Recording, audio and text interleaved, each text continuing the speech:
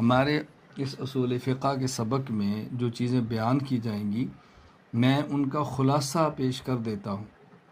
سب سے پہلے خلاصۃ الکتاب، یعنی اصول فقہ میں جو کچھ پڑھایا جائے گا میں سب سے پہلے اس پوری کتاب کا خلاصہ آپ کی خدمت میں پیش کر دوں گا، تاکہ آپ کو اندازہ ہو کہ اس کتاب کے اندر کیا کچھ ہم نے پڑھنا ہے۔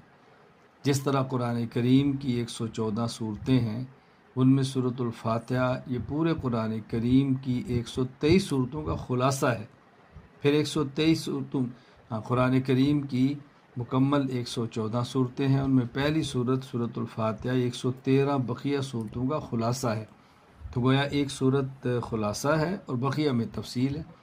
تو اصول فقہ میں ہم سب سے پہلے خلاصۃ الکتاب پیش کریں گے، جو کہ خلاصہ ہوگا، اجمال ہوگا، پھر آگے پوری کتاب کے اندر تفصیل ہوگی۔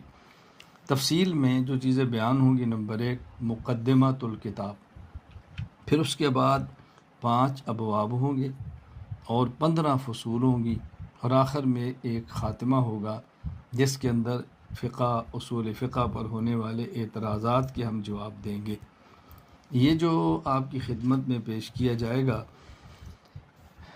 5 ابواب کو، تو پھر ہر باب کے اندر کچھ فصلیں ہیں۔ باب اول کی 7 فصلیں ہیں، باب ثانی کی 2 فصلیں ہیں، باب ثالث کی 2 فصلیں ہیں، باب رابع کی 4 فصلیں ہیں، باب خامس کی 5 فصلیں ہیں۔ تو یوں سمجھیں کہ ہماری اس کتاب میں نمبر 1 خلاصۃ الکتاب، پھر اس کے بعد 5 مقدمۃ الکتاب، پھر 5 ابواب اور 15 فصول، اور آخر میں خاتمۃ الکتاب۔ یہ ہے ہماری اس پوری قرآن کتاب کا خلاصہ جو آپ کی خدمت میں پیش کیا جائے گا۔ اس کو اچھی طرح ذہن نشین فرما لیں۔ سب سے پہلے خلاصۃ الکتاب، پھر مقدمۃ الکتاب، پھر 5 ابواب اور 15 فصول اور خاتمۃ الکتاب۔ جو مقدمۃ الکتاب ہے اس کے اندر بنیادی طور پر 3 چیزیں ہوں گی: فقہ کا لغوی اور اصطلاحی معنی، اصول فقہ کی تعریف، اور اصول فقہ کے مدون اول وہ کون ہیں، کنہوں نے اس فن کو سب سے پہلے تدوین کیا ہے۔ باب اول، اس کے اندر میں نے بتایا کہ 5 اس کے اندر باب اول کے اندر 7 فصول ہیں۔ فصل اول قرآن کریم کی تعریف اور کتاب اللہ کی اجمالی تقسیم۔ فصل ثانی پھر کتاب اللہ کی تفصیلی جو تقسیم ہے، اس میں فصل ثانی میں خاص، عام، مشترک اور مؤول پر بحث ہوگی۔ اس کے بعد ظاہر، نص، مفسر اور محکم پر بات ہوگی۔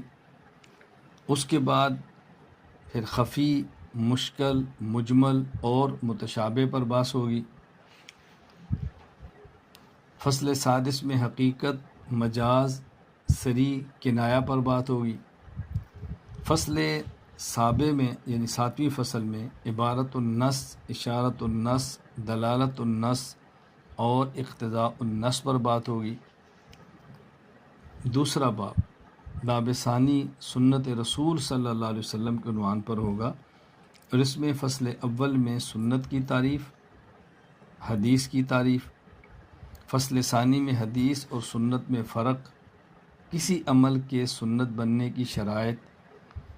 باب ثالث تیسرا باب، اس میں اجماع امت پر گفتگو ہوگی۔